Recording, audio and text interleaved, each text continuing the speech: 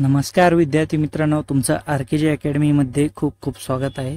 तर आज आपण पाहणार आहोत महावितरण भरतीसाठी आता संभाव्य 100 प्रश्न पाहणार आहोत आयबीसी पॅटर्ननुसार. तर व्हिडिओ शेवटपर्यंत पाहायचा आहे. व्हिडिओ आवडल्यास व्हिडिओला लाईक आणि चॅनलला सबस्क्राईब करायचं आहे.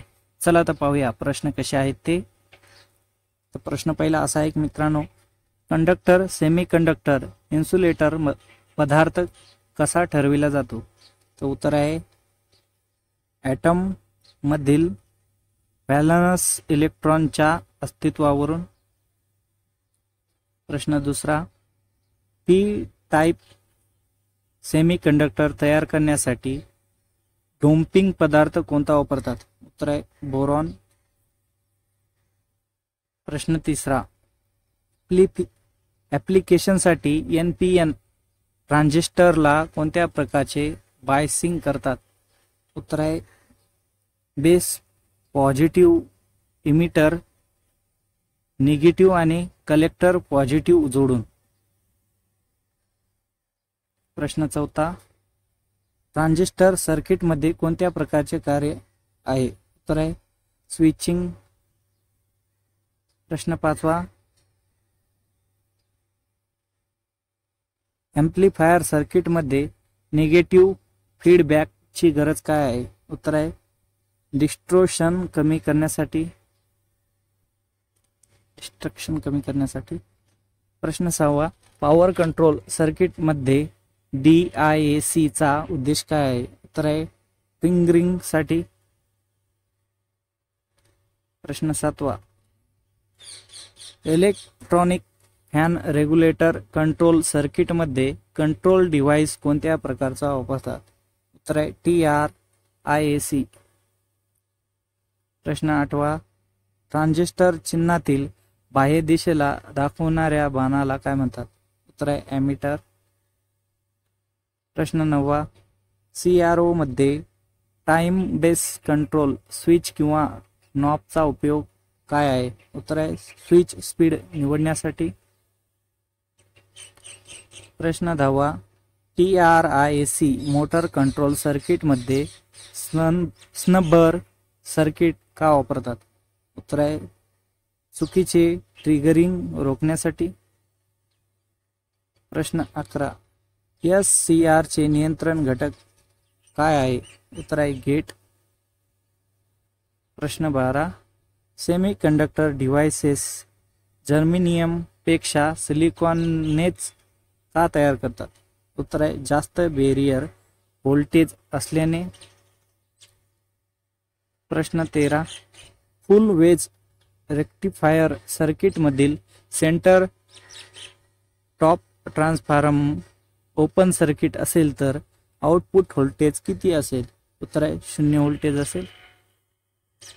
प्रश्न 14, कोणता ऑसिलेटर उच्च अचूक व स्थिर फ्रिक्वेन्सी देते? उत्तर आहे हार्टली ऑसिलेटर. प्रश्न 15, ट्रान्झिस्टर मध्ये बेस मटेरियलचे गुणधर्म कोणते? उत्तर आहे कमी डोपिंग केलेला व अतिशय पातळ जाडी असलेला. प्रश्न 16, चांगल्या SCR मध्ये एनोड आणि कॅथोड मधील रेजिस्टन्स डॅडॅस असतो? उत्तर आहे अनंत. प्रश्न 17, पॉवर मॉस्फेट चा उपयोग खालीलपैकी कुठे केला जातो? उत्तर आहे वरील सर्व. 1 आहे मोटर कंट्रोल मध्ये, 2 आहे इन्व्हर्टर आणि UPS मध्ये, 3 आहे कमी व्होल्टेजवर स्विच म्हणून. प्रश्न 18, कोणत्या प्रकारच्या मल्टी व्हायब्रेट पुनरावर्त प्लस फेज आउटपुट मध्ये निर्माण करतो? उत्तर आहे astable multi vibrate.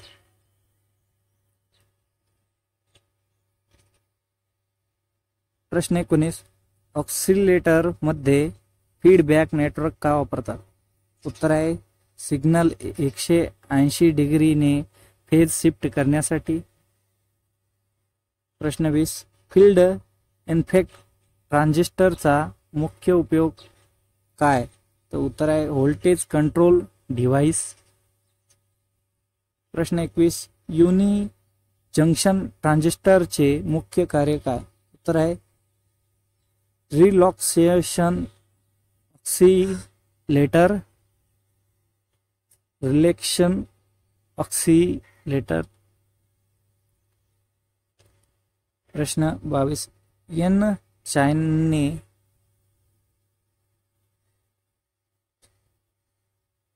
N channel GFET चे गेट टर्मिनल कसे बायस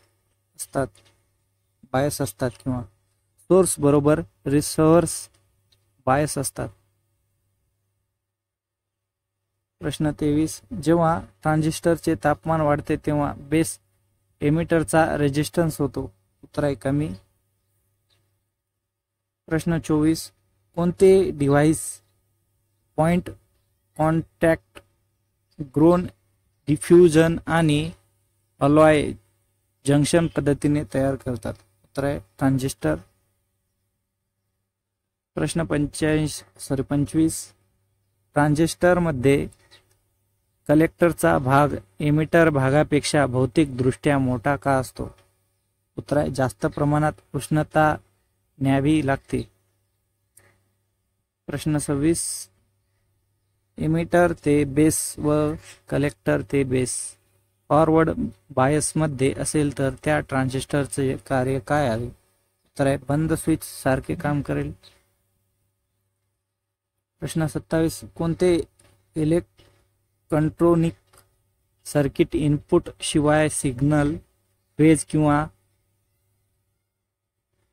किंवा पल्सेस तयार करते? उत्तर आहे ऑसिलेटर.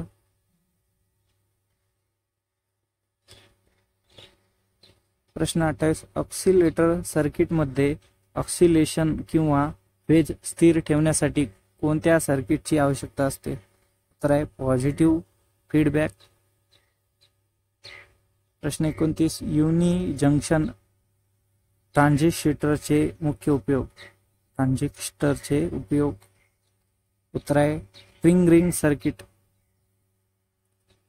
प्रश्न 30 कोणता घटक जास्त इनपुट इम्पिडन्स असलेला, कमी नॉइज आउटपुट असलेली, चांगली लिनियरिटी असलेला व कमी इंटर इलेक्ट्रोड कॅपॅसिटीचा आहे? उत्तर आहे फील्ड इफेक्ट ट्रान्झिस्टर. प्रश्न 31 40 वॅट ते 250 व्होल्टच्या फ्लोरोसेंट ट्यूबची लांबी किती असेल? उत्तर आहे 1.2 मीटर. प्रश्न 32 वायरिंग इन्स्टॉलेशन मधील स्विच बोर्ड हा जमिनीपासून किती उंचीवर बसवावा? उत्तर आहे 1.5 मीटर. प्रश्न 33 प्लेट अर्थिंग मध्ये GI चा अर्थ इलेक्ट्रोडाइडचा आकार डॅडॅस असतो? उत्तर आहे 60 cm गुणिले 60 cm गुणिले 6.3 mm. प्रश्न 34 थ्री फेज 10 HP 50 हर्ट्झच्या मोटरसाठी बँक अप फ्यूजची रेटिंग डॅडॅस असली पाहिजे? उत्तर आहे 32 amps. प्रश्न 35 तीन रेजिस्टन्स 30 ओहम 15 ओहम व 5 ओहमची समांतर जोडणी केली असता एकूण रेजिस्टन्स किती होईल? उत्तर आहे 5 ओहम पेक्षा कमी. प्रश्न 36 जनरेटरचे पोल लॅमिनेटेड का बनवलेले असतात? उत्तर आहे एडी करंट लॉस कमी करण्यासाठी. प्रश्न 37 एक DC मोटार नो लोडवर चालू असताना जर फील्ड वायडिंग ओपन झाली तर काय होईल? उत्तर आहे मोटर हाय स्पीडने फिरेल. प्रश्न 38 एका लाइटिंग लोडला 3 फेज 4 वायर पद्धतीने वीज पुरवठा केला असता जर फेज व्होल्टेज 254 व्होल्ट असेल तर लाईन व्होल्टेज किती असेल? उत्तर आहे 440 व्होल्ट. प्रश्न 39, एका लाइटिंग सब सर्किट मध्ये जास्तीत जास्त किती करंट मान्य असते? तर 5 एम्पियर. प्रश्न 40, विद्युत उपकरणे यांना लागलेली आग कोणत्या वर्गात येते? तर क्लास डी. प्रश्न 41, हाय व्होल्टेज लाईन्स इक्विपमेंट्स व कॅसिटर्सवर काम सुरू करण्यापूर्वी त्यामधील स्टॅटिक व्होल्टेज डॅडस करावे? तर डिस्चार्ज करावे. प्रश्न 42, 3 मंथ्स सोल्डरमध्ये लेड व टीन यांचे प्रमाण किती असते? तर 50-50. प्रश्न 43, HRC फ्यूजचा फ्युजिंग फॅक्टर किती असतो? उत्तर 1.1. प्रश्न 44, सिंगल फेज इंडक्शन मोटरमध्ये डॅडॅश प्रकारचा रोटर वापरलेला जातो किंवा असतो? उत्तर आहे सिंगल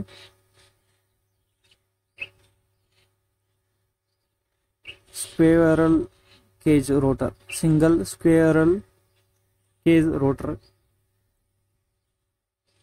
प्रश्न 45, फ्रीजसाठी कोणती मोटर वापरतात? उत्तर आहे कॅपॅसिटर स्टार्टर, कॅपॅसिटर रन.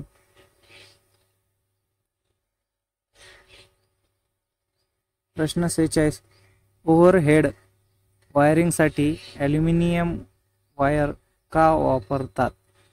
कारण वजनाने हलके व किमतीने स्वस्त आहे.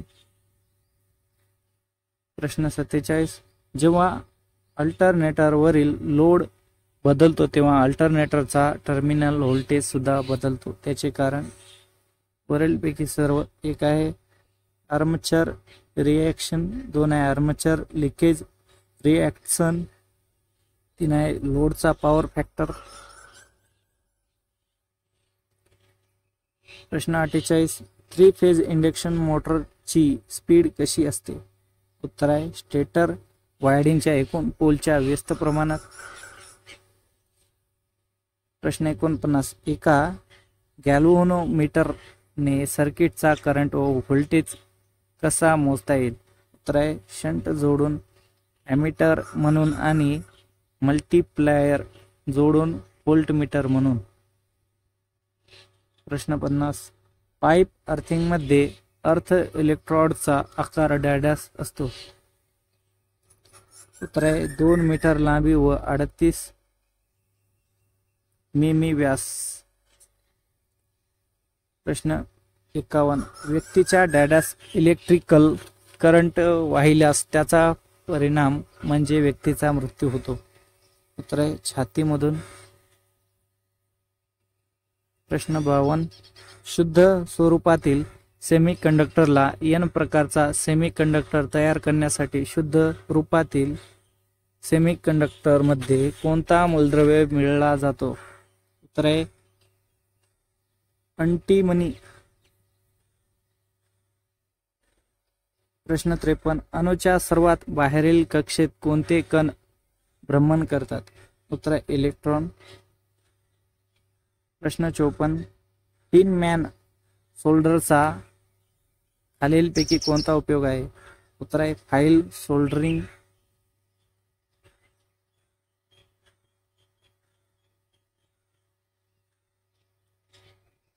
प्रश्न 55, लेड ॲसिड सेल हा रिचार्ज सेल आहे कारण यामधील रासायनिक क्रिया उलटफेर होते.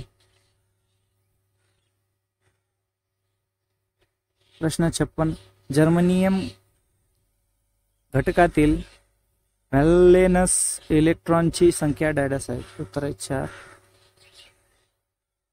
प्रश्न 57, विद्युत चुंबकाच्या चुंबकीय क्षेत्राची दिशा कोणत्या नियमाने ओळखली जाते? Right hand rule. प्रश्न 58, आर्मचरच्या वेव्ह वायडिंगमध्ये प्रवाहाचे समांतर मार्ग किती असतात? उत्तर आहे 2. प्रश्न 59, अल्टरनेटिंग प्रवाहाला कॅपॅसिटरद्वारे होणाऱ्या विरोधास डॅडस म्हणतात. तर आहे कॅपॅसिटिव्ह रिॲक्शन कॅपॅसिटर रिॲक्ट्स. प्रश्न 60. स्टेप डाऊन ट्रान्सफॉर्मरची सेकंडरी वायडिंग प्रायमरीच्या तुलनेत कशी असते? उत्तर आहे जाड तारेची किंवा कमी वेळेची. प्रश्न 61. एक स्लिप रिंग इंडक्शन मोटर करिता कोणते स्टार्टर उपयोगात येते? उत्तर आहे रोटर रेजिस्टर्स स्टार्टर. प्रश्न 62. फ्लोरोसेंट ट्यूब लॅम्प मधील ट्यूब सतत चालू बंद होते या मागचे कारण काय आहे? तर ट्यूब होल्डर मधील ढिला संपर्क. प्रश्न 63. 3 फेज सप्लाय पद्धतीत 3 वायडिंग एकमेकाच्या किती अंशात बसवलेले असतात? उत्तर 120 अंश. प्रश्न 64. ओल्या अवस्थेत मानवी शरीराचे रेजिस्टन्स डॅडस असते? उत्तर आहे 1000 ओहम. प्रश्न 65. इंडक्शन मोटर चालू असताना प्रत्यक्षात मोटरची स्लिप किती असते? उत्तर आहे 3% ते 5%. प्रश्न 66. सिलिकॉन अणूच्या सर्वात बाहेरील कक्षात किती स्वतंत्र इलेक्ट्रॉन्स असतात? उत्तर आहे 4. प्रश्न 67. एका सब सर्किटवर कमीत कमी किती पॉइंट किंवा लोड असावे? उत्तर आहे 80 वॅट किंवा 10 पॉइंट. प्रश्न 68. ट्रान्सफॉर्मर कोणत्या तत्वावर कार्य करते? उत्तर आहे अ आणि ब. एक आहे सेल्फ इंडक्शन, 2 आहे म्युच्युअल इंडक्शन.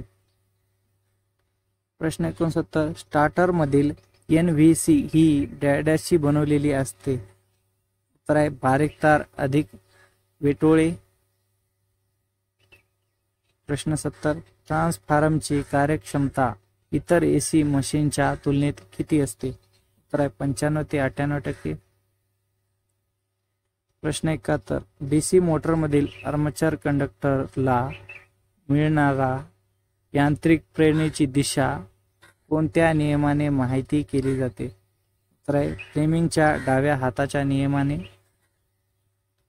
प्रश्न 72. DC मोटरचा टॉर्क हा कशाच्या समप्रमाणात असतो? उत्तर आहे आर्मेचर करंट आणि फील्ड करंटच्या. प्रश्न 73. DC मोटरचा वेग कसा असतो? उत्तर आहे बॅक EMF च्या समप्रमाणात आणि फ्लक्सच्या व्यस्त प्रमाणात. प्रश्न 74. आर्मेचर टॉर्क पेक्षा सॉफ्ट टॉर्क कमी का असतो? उत्तर आहे वरील तिन्ही लॉसेसमुळे. 1 आहे फ्रिक्वेन्सी लॉसेसमुळे, 2 आहे आयर्न लॉसेसमुळे, 3 आहे विडेज लॉसेसमुळे. प्रश्न 75. DC मोटरचा टॉर्क कसा बदलला जातो? उत्तर आहे आर्मेचर करंट आणि फ्लक्स दोन्ही बदलून. प्रश्न 76. एका 4 पोलच्या DC सिरीज मोटरची नो लोडवर स्पीड किती असेल? उत्तर आहे अनंत. प्रश्न 77. DC सिरीज मोटरची स्पीड कोणत्या पद्धतीने नियंत्रित करता येईल? उत्तर आहे फील्ड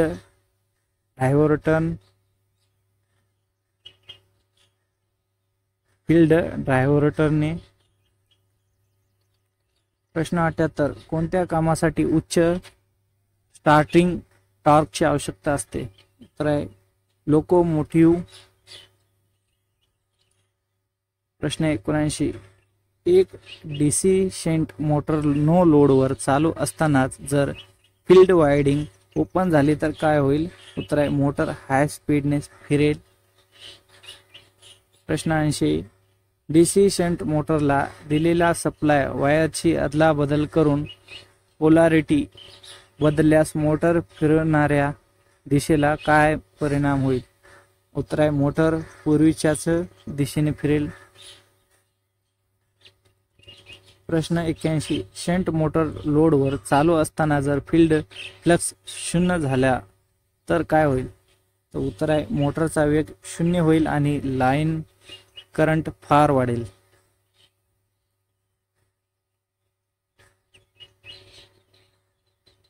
प्रश्न 82 कॅम्युलेटिव्ह कंपाऊंड मोटरवरील लोड वाढवल्यास काय होईल? उत्तर आहे स्पीड कमी होईल. प्रश्न 83 shearing machine, punching machine, rolling mill, elevator या कामासाठी डीसी ची कोणती मोटर योग्य असते? उत्तर आहे कॅम्युलेटिव्ह कंपाऊंड मोटर. प्रश्न 84 शंट मोटरमध्ये फील्ड कंट्रोल पद्धतीने वेगात किती बदल करता येईल? उत्तर आहे साधारण वेगापेक्षा 15 ते 30% जास्त. प्रश्न 85 आर्मेचर वायडिंगचे रेजिस्टन्स मोजण्यासाठी कोणते उपकरणाचा उपयोग केला जातो? Kelvin bridge. प्रश्न 86 डीसी मोटरचे नाव काय आहे? डीसी मोटरचे नाव काय आहे? उत्तर आहे डीसी शंट मोटर. प्रश्न 87 डीसी मोटर वेग नियंत्रण पद्धतीचे नाव काय आहे? उत्तर आहे आर्मेचर डायव्हर्टर पद्धत. प्रश्न 88 कायम गतीसाठी कोणत्या डीसी मोटरचा वापर केला जातो? उत्तर आहे डीसी शंट मोटर. प्रश्न 89 औद्योगिक क्षेत्रात डीसी मोटर चालू करण्यासाठी स्टार्टरची आवश्यकता काय आहे? उत्तर आहे आर्मेचर करंट कमी करा. प्रश्न 90 कोणता वायडिंग दोष या परीक्षणाद्वारे माहिती केला जातो? उत्तर आहे ओपन कॉईल फॉल्ट. प्रश्न 91 खालीलपैकी कोणत्या डीसी मोटर साठी 3 पॉइंट स्टार्टर वापरला जातो? उत्तर आहे बी व सी दोन्हीसाठी. एक आहे डीसी शंट मोटरसाठी, 2 आहे डीसी कंपाऊंड मोटरसाठी. प्रश्न 92 लॅमिनेटेड कोर केल्यामुळे आर्मेचर मध्ये कोणते लॉसेस कमी होतात? उत्तर आहे एडी करंट लॉसेस. प्रश्न 93 डीसी मोटरची गती मोजण्यासाठी कोणत्या यंत्रणाचा वापर केला जातो? उत्तर आहे टेकोमीटर. प्रश्न 94 डीसी जनरेटरचे कार्य कोणते? उत्तर आहे इलेक्ट्रिकल एनर्जी निर्मिती करणे. उत्तर आहे मेकॅनिकल एनर्जीचे डीसी मध्ये इलेक्ट्रिकल एनर्जी मध्ये रूपांतर करणे. प्रश्न 95 डीसी जनरेटर हा कोणत्या तत्वावर कार्य करतो? उत्तर आहे फॅराडेच्या इलेक्ट्रोमॅग्नेटिक इंडक्शनच्या नियमानुसार. प्रश्न 96 जनरेटरमध्ये निर्माण होणाऱ्या EMF ची दिशा कोणत्या नियमाने माहिती करता येईल? उत्तर आहे फ्लेमिंगच्या उजव्या हाताच्या नियमाने. प्रश्न 97 जनरेटरला फिरवणाऱ्या यंत्रास काय म्हणतात? उत्तर आहे प्राइम मूवर. प्रश्न 98 डीसी जनरेटरमध्ये निर्माण होणाऱ्या EMF कोणता असतो? उत्तर आहे डायनामिकल इंड्युस्ड EMF.